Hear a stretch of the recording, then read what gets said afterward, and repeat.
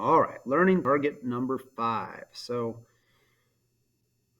learning target 5 deals with this thing called homeostasis, which we mentioned earlier is a very important part of human life.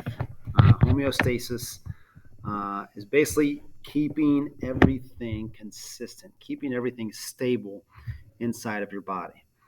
The example that I give a lot in class, I always mention body temperature, right? We have to be around 98.6 degrees Fahrenheit for the processes in our body to work. That's just one example. There are so many examples of homeostasis inside our body, um, and our body's ability to maintain those things and those conditions is extremely important. So, what is homeostasis?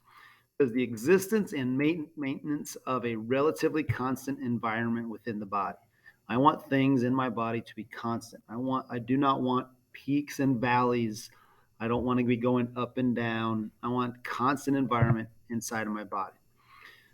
It's influenced by a lot of different things. It could be the outside conditions. It might even be what you're eating. It might be your heart rate. It might be your exercise. There's lots of things that influence your homeostasis and your homeostatic mechanisms. But regardless, the homeostasis is maintained by these things called feedback control loops or feedback control mechanisms. Okay, these are just things that control how we respond to a stimulus. A stimulus, and we're going to talk. You're going to hear that word a lot. Is basically something that causes a change. For example, think of your house. When it's in the summer, your house starts to get hot. So what happens? The air conditioning kicks on to lower that temperature. So the stimulus was the heat from the outside. The reaction is the air conditioning coming on, right? So these feedback control loops are reacting to the stimulus, and then the mechanisms that are going to help us maintain that homeostasis respond to it. I love Dwight Schrute. So, what is the importance of homeostasis? First of all, I shouldn't say importance. What are the things associated with homeostasis? First of all, we have a thing called the set point. This is where we want it. So, like I just said, the set point for body temperature is around 98.6 degrees Fahrenheit. A pretty healthy blood pressure is around 120 over 80. Okay. A pretty healthy heart rate is about 72 beats per minute. These are set points. That's not to say they'll never go up and they'll never go down. We want them to stay within that range.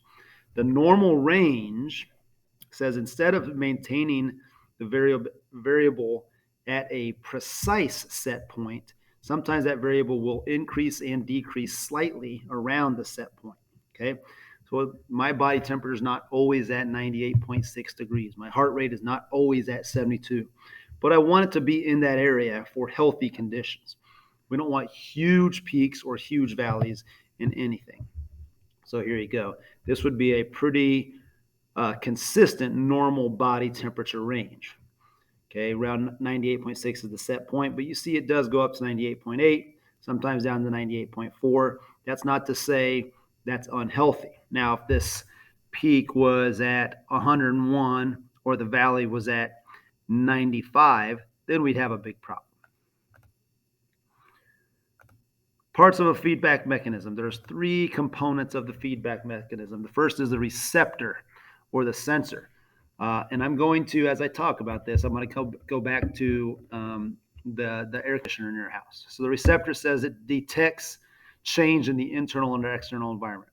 So you have a thing hanging on your wall in your house called the thermostat. The thermostat is going to measure the temperature in your house, and it's going to detect whether there's a change. It's going to sense if it's too hot or sense if it's too cold. You have the control center. This receives the information from the sensors and initiates the response to maintain the homeostasis. Now, that thermostat, after it's detected that temperature with the thermometer, it's now going to kind of process that information, say, okay, what do we need to have happen inside the house because it's getting too hot? So your control center is going to receive it, and then it's going to start the response to maintain your homeostasis.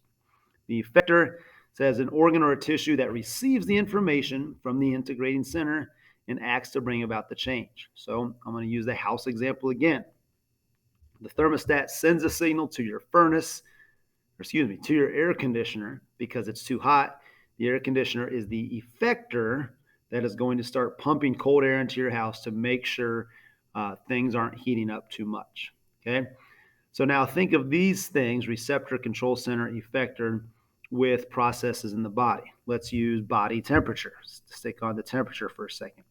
Well, when you're running on a hot day, your body temperature starts to go up. You have sensors in your skin that are picking up that body temperature. Okay. Your control center, your brain, receives that information and says, wait a second, our body temperature is going up too much. What happens here? Okay. And then finally, the effector, your brain sends signals to lots of places. Well, let's just focus on sweat glands. The sweat glands start producing sweat. That sweat evaporates. It starts to cool you down. Okay, so that is the different components of homeostasis just for body temperature.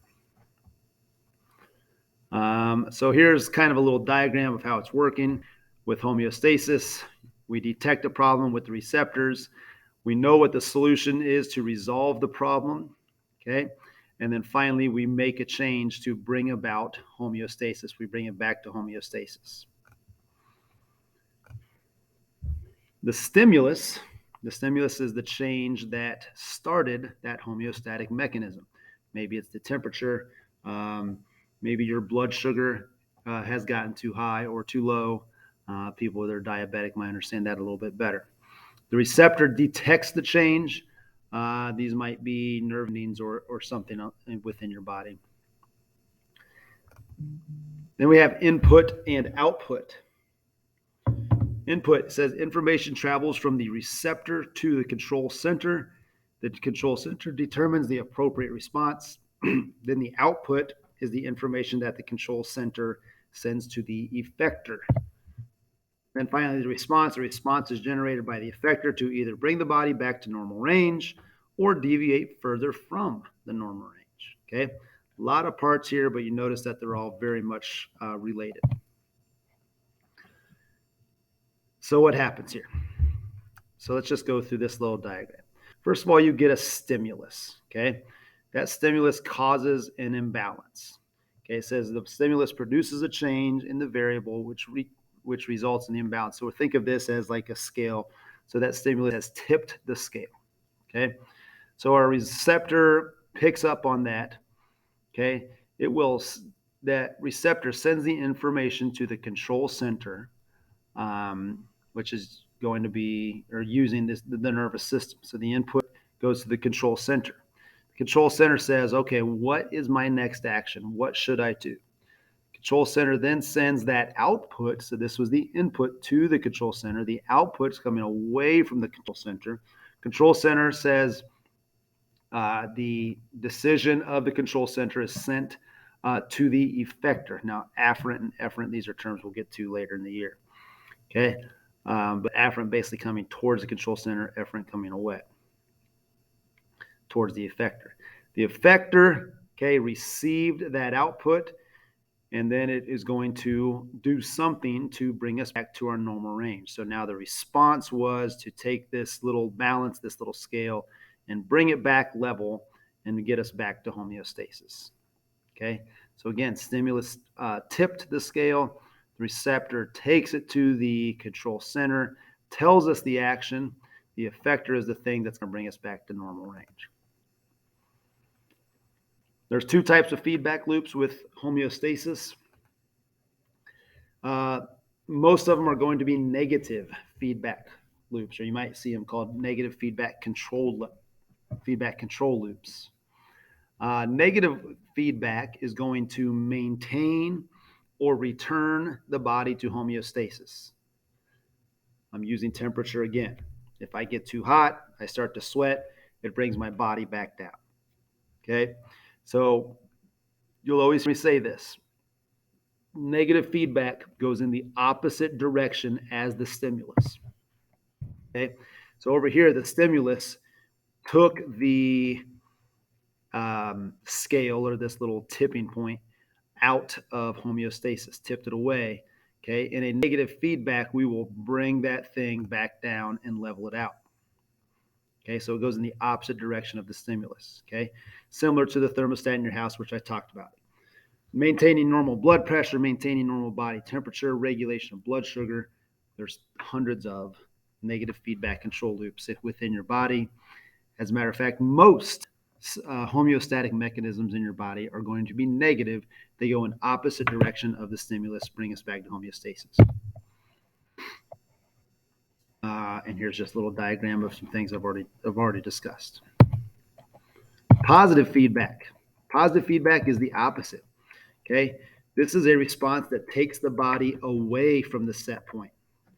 So it may seem kind of weird. Why in the world would I want my body to go away from homeostasis? Well, there's a few examples, but before I get to those, think about this.